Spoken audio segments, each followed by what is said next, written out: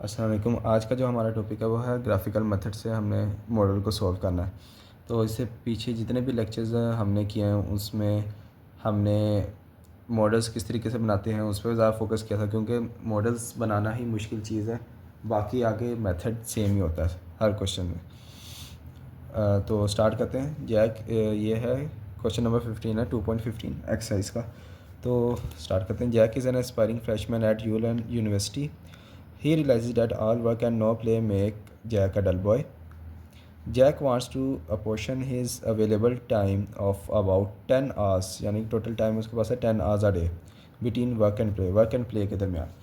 तो यहाँ से पता लगा कि वर्क एंड प्ले हमारे पास आउटपुट वेरिएबल हैं, इनको हम एक्स एंड वाई लेट कर लेंगे मॉडल बनाते वक्त। He estimates that play is twice, दो गुना है, as much as fun as work. ठीक है, एक ये इक्वेशन है। He also wants study at least as much as he plays, एक ये कंडीशन दी हुई है। However, Jack realizes that if he is going to get all his homework assignments done, he cannot play more than 4 hours a day. एक ये हमें बताइए, और उसने कहा कि मैक्सिमाइज़ करना है इसके प्लेयर को। तो अब हम इसको सॉल्व करते हैं।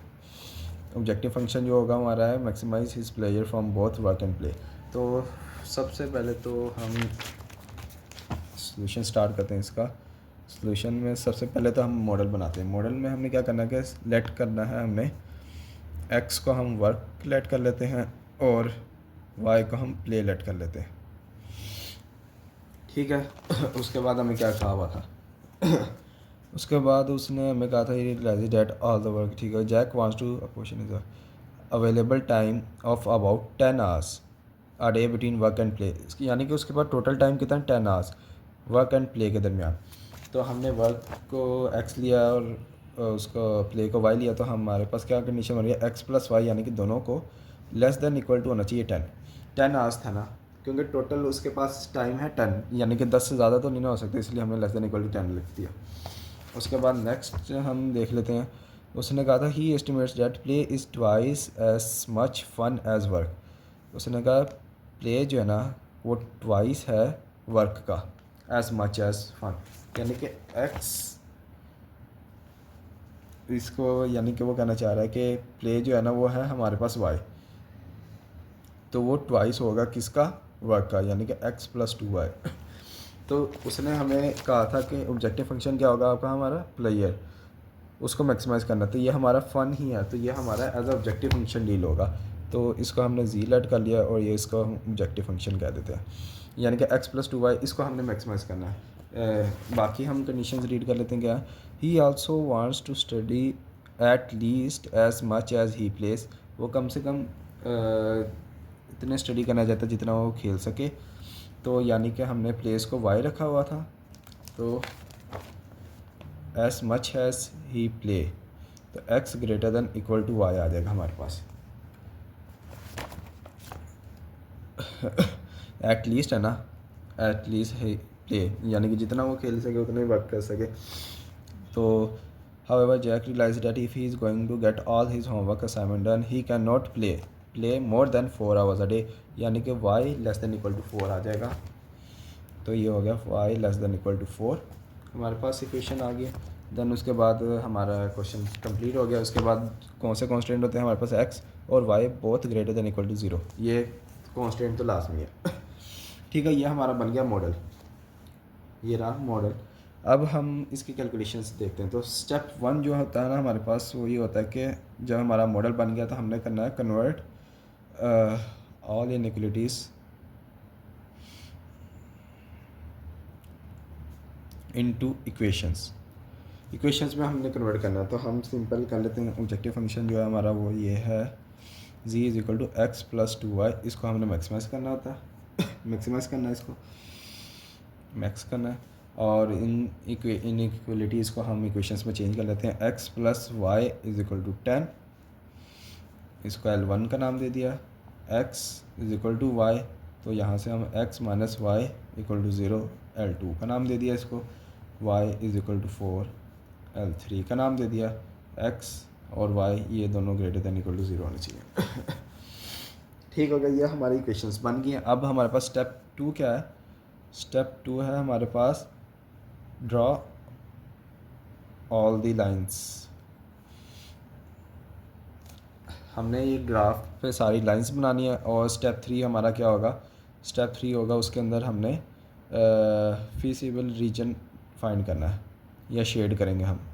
फाइंड द शेडेड रीजन कह दें हम, या फीसिबल रीजन कह दें।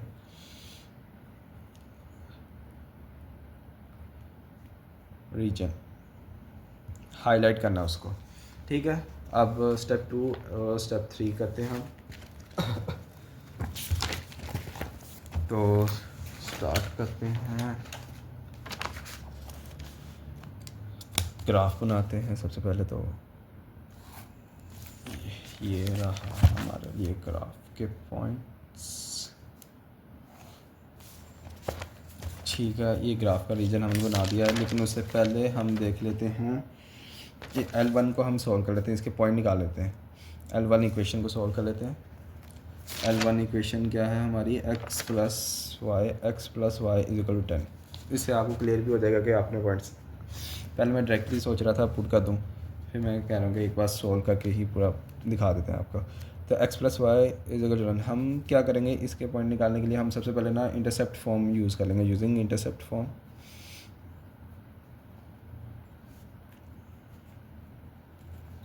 x y a b is equal to 1, ठीक है।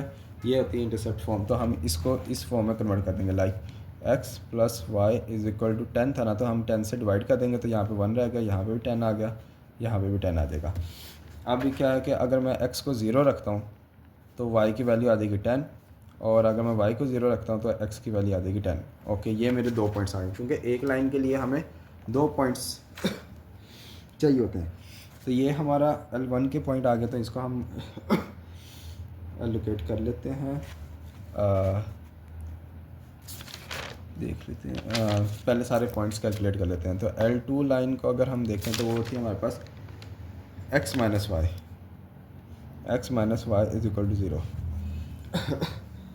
तो अगर इसके लिए मैंने पॉइंट्स निकालने, तो सिंपल कर लेते हैं कि अगर मैं x को 0 रख लेता हूँ तो y भी मेरा 0 आ रहा है। एक तो ये मेरा पॉइंट बन गया। अगर मैं, क्योंकि 2 पॉइंट्स चाहिए होते हैं ना, तो एक तो पॉइंट मिल गया। दूसरा पॉइंट, अगर मैं x को 1 रख लेता हूँ,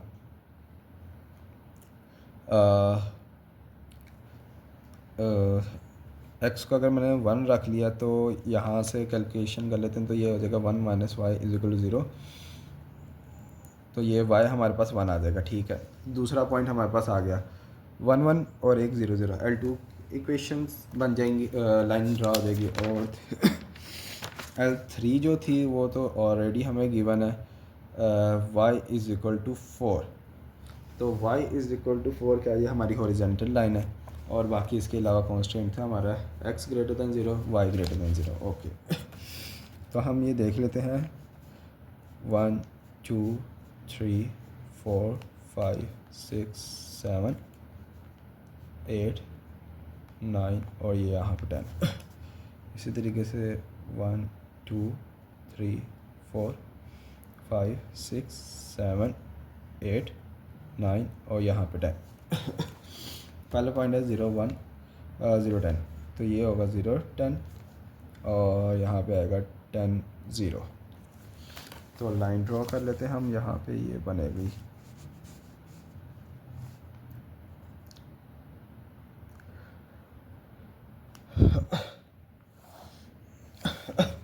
तो ये हमारे पास L1 लाइन बन गई, ड्रॉ हो गई।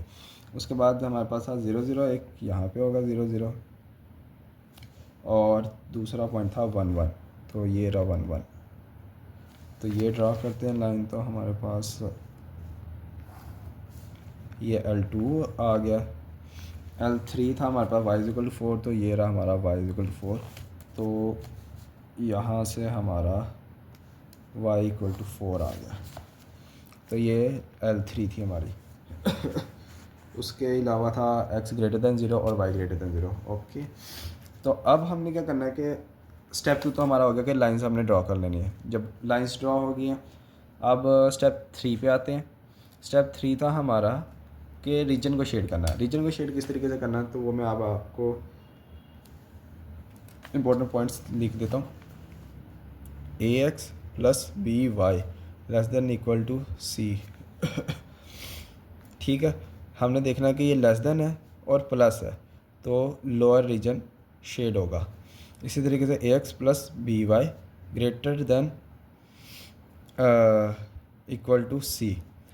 ग्रेटर देन है, प्लस है तो अपर रीजन शेड होगा। इसी तरीके से अगर ए एक्स, इसका अब उल्टा कर देंगे, इधर minus b y less than equal to c. अगर लेस देन है और नेगेटिव है तो अपर रीजन शेड होगा। इसी तरीके से a x minus b y greater than c. Greater than है और माइनस है, यानी कि माइनस की वजह से ये उल्ट कर देंगे इसको, वैसे लॉजिक जो है, यानी कि अपर तो इसके मतलब कि माइनस है तो उल्ट हो जाएगा, तो यहाँ यानी कि लोअर रीजन शेड होगा। तो ये 4 पॉइंट्स हमें याद रखने के किस तरीके से हमने रीजन को शेड करना है। तो अब हम देखते हैं इनइक्वलिटीज़, जो हमारी इनइक्वलिटीज़ थी। तो देखा जाए तो पहली जो L1 है हमारी लाइन, उसकी इनइक्वलिटी ये थी, यानी कि x plus y less than equal to 10, यानी कि लेस देन है और प्लस है, यानी कि लोअर रीजन शेड होगा इसका। तो यानी कि L1 लाइन ये रही हमारी, तो इसका लोअर रीजन शेड होगा ये वाला। ओके, दैन उसके बाद है L2 है हमारे पास x माइनस वाई, यानी कि ये x, तो इसको अगर मैं लिखूँ तो ये हो जाएगा x minus y greater than equal to 0। तो यानी कि अपर है, यानी कि ग्रेटर है, और साथ माइनस है तो यानी कि लोअर रीजन इसका भी शेड होगा। तो L2 ये लाइन थी हमारी, तो इसका भी ये लोअर रीजन शेड होगा। L3 है हमारे पास y less than equal to 4, तो y पॉजिटिव है। अगर इसको मैं फुल फॉर्म में लेके जाऊँ तो वो होगा 0x plus y less than equal to 4, यानी कि ये पॉजिटिव है, लेस देन है 4 है, तो यानी कि लोअर रीजन शेड होगा। तो L3 का भी लोअर रीजन हमने ले लिया।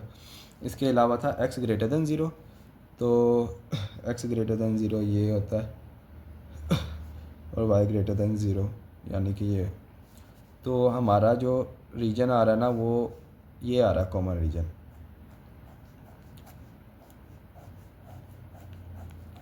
ये हमारा कॉमन रीजन आ गया। अब जब हमारा कॉमन रीजन आ गया, हमने क्या करना है, एक ये पॉइंट है हमारा कॉर्नर पॉइंट, अब हमने कॉर्नर पॉइंट कैलकुलेट करना है। एक तो ये बन रहा है, दूसरा यहाँ पे इंटरसेक्शन हो रही है, यहाँ पे हम ए नाम दे देते हैं इसको।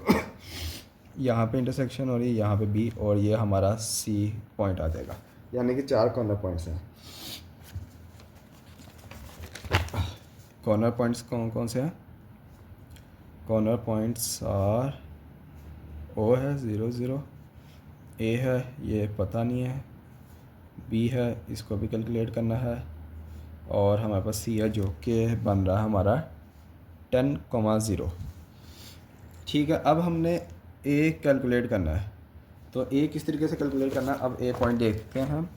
ए पॉइंट है ना वो L2 और L3 का इंटरसेक्शन है, तो यानी कि हमने इक्वेशन 2 और इक्वेशन 3 को सॉल्व करना है आपस में, तो हमारे पास ए की वैल्यू आ जाएगी। तो हम सॉल्व कर लेते हैं। इक्वेशन 2 क्या थी हमारे पास, x minus y is equal to 0, और इक्वेशन 3 थी y is equal to 4। y is equal to 4 है, इसको हम इसमें पुट कर देते हैं, तो हमारे पास आ जाएगा x minus 4 is equal to 0, this means x is equal to 4। तो हमारे पास क्या पॉइंट आ गया है, a की वैल्यू आ गई हमारे पास 4,4 फॉर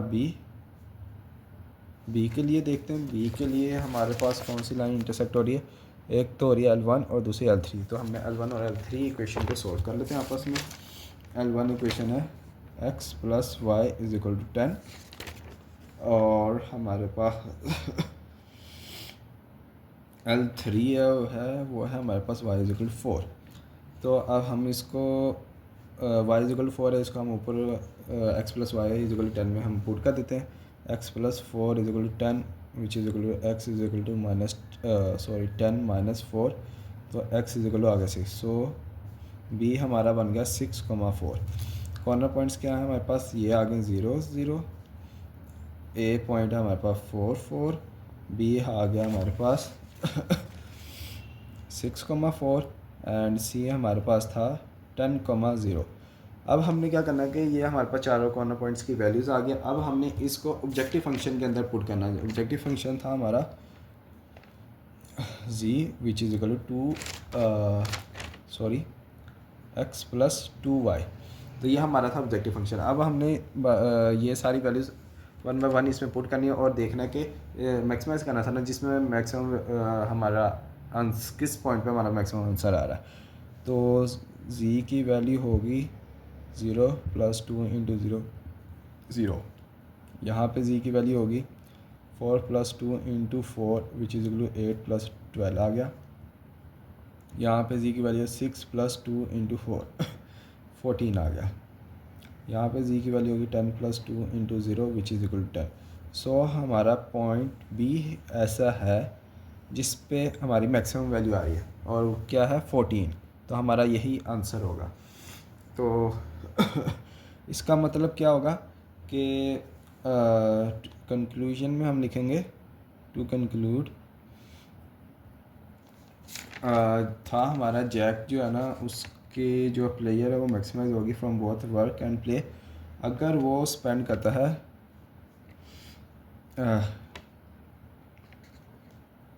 जैक मैक्सिमाइज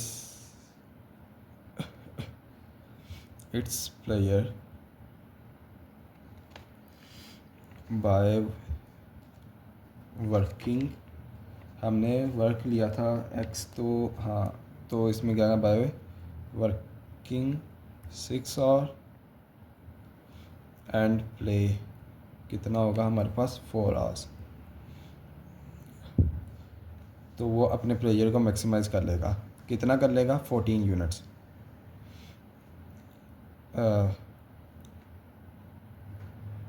14 यूनिट्स यहाँ पे लिख देता हूँ प्लेयर।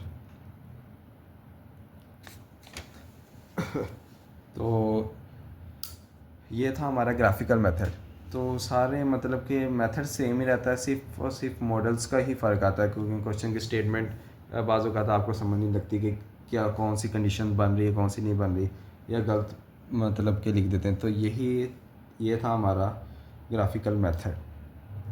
तो उम्मीद है कि आप सबको ये समझ आया होगा। नेक्स्ट लेक्चर में अब मुलाकात होगी, तब तक के लिए अल्लाह हाफ़िज़।